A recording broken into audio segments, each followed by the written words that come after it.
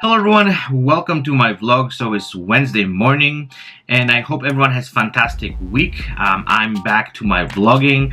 I done vlog yesterday, I'm doing today, so that's I'm super excited about it. But the main reason behind this vlog is a little incident which happened yesterday, and that leads me to some very interesting conclusions.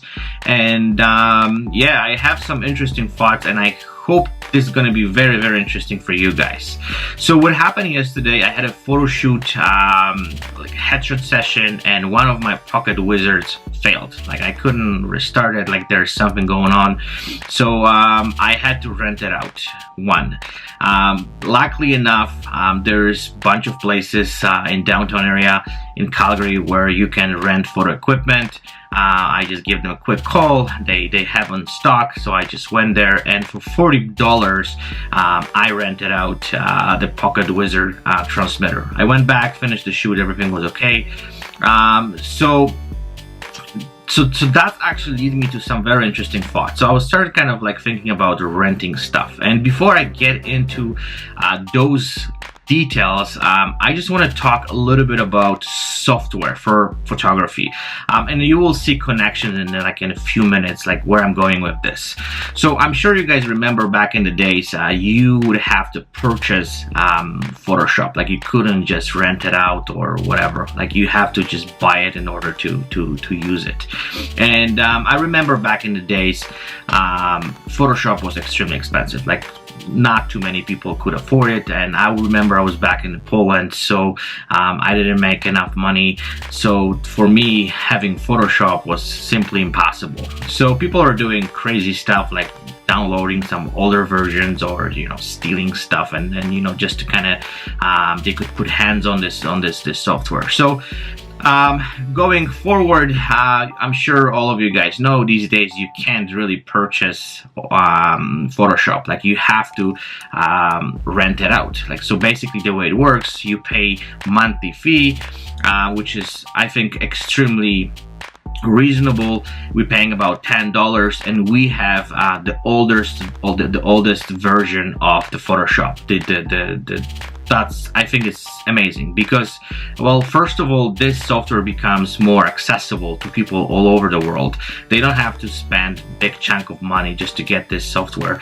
Plus, on the top of it, you have the newest version, and you can constantly update it to the newest version, and that's what makes us, I would have to say, more productive. Not to mention, we can really focus on what we do. We don't have to kind of worry about the software. Well, do I have to get another version, and when is the next one coming up? Like, what's the rings and bells?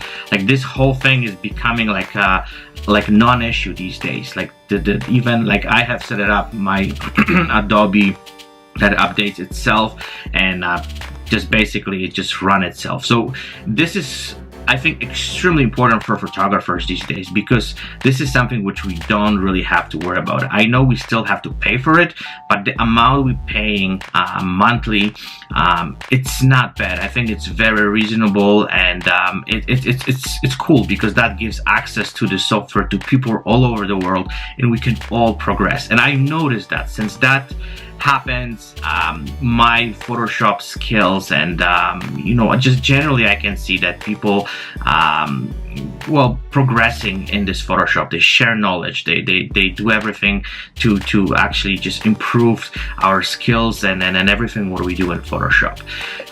So that's something which I think is really interesting, because it just takes some problems off our table, and we don't have to, I would say think too much and worry about too much, because it's accessible, it's fairly well priced, and we have all the time access to the newest version of the software. So let's talk about the gear, because this is something which I have to say is a little bit different, but at the same time, access to gear would allow us to, I would say, become better and better photographers.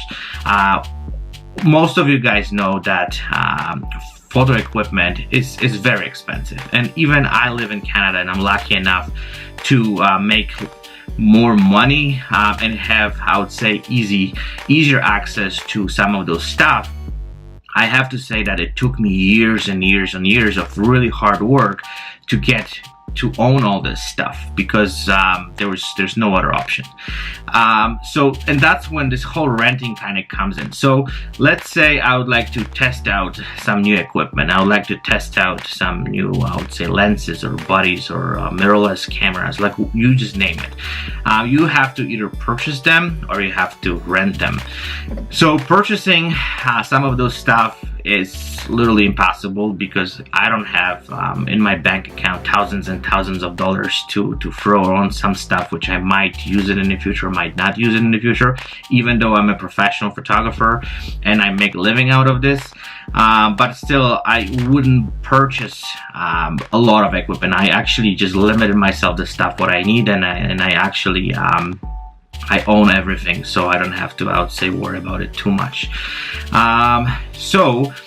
But let's say you don't want to be a photographer. You want to just have this as a hobby, and you don't want to spend thousands and thousands of dollars on purchasing all this stuff, because first of all, maybe you're going to use it for a month and then it's going to end up in the closet, or you can sell it, but also you kind of lose the value.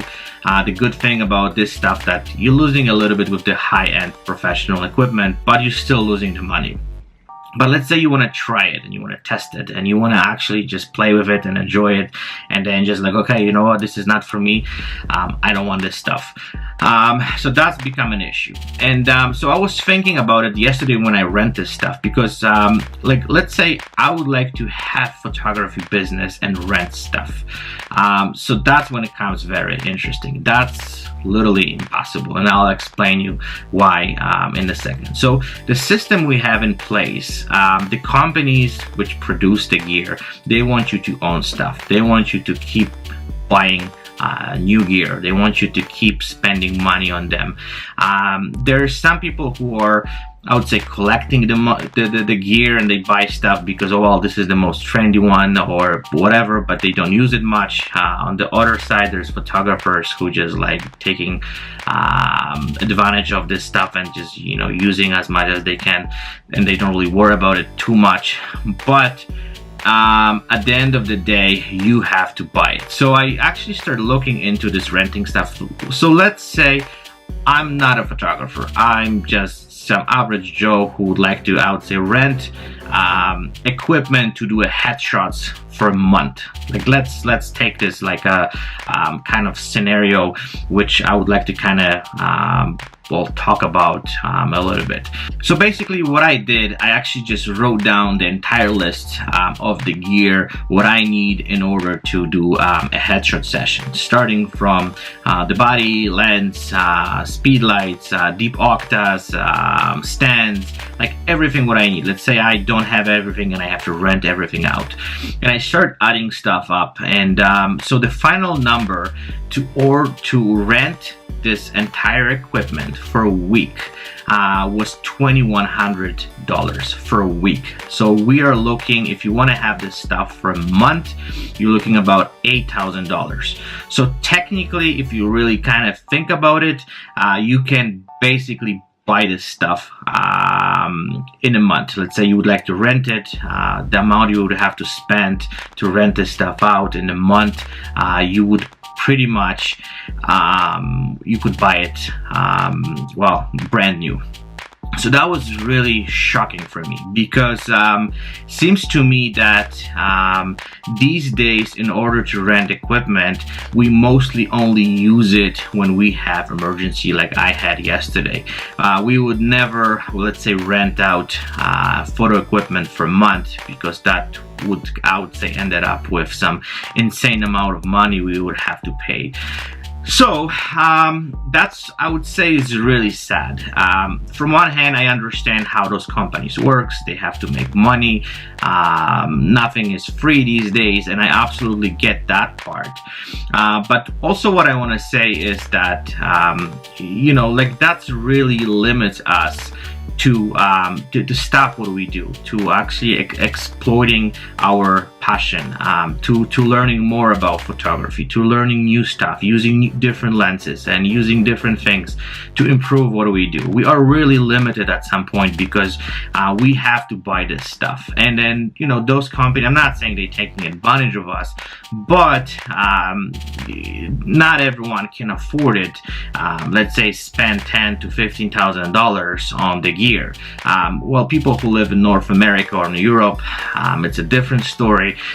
People who living in countries which people don't make as much money, then becomes a problem, and they cannot really enjoy photography as much as we can do here. So my point of this vlog is to I think it would be nice. I know if this is gonna ever change, I deeply believe that it's gonna stay for a while. Maybe one day those companies, they change their business models, and they will kind of take different approach. But I think that would be awesome if we wouldn't have to own anything. Like, we would have to somehow, we could rent it out, try it out, if you like it, we use it. If you don't like it, you just return it back, and you kind of move on. I've heard some opinion that people like, well, if you rent stuff, people just take, well, they beat the crap out of this gear, and they don't really taking care of, they just use it as much as they can. But when you really think about it, that's what this equipment is for. It's to using it, to take as much photos as you can. And maybe that would force, from one hand, companies to make the product which lasts longer, or is made from better materials and stuff like that.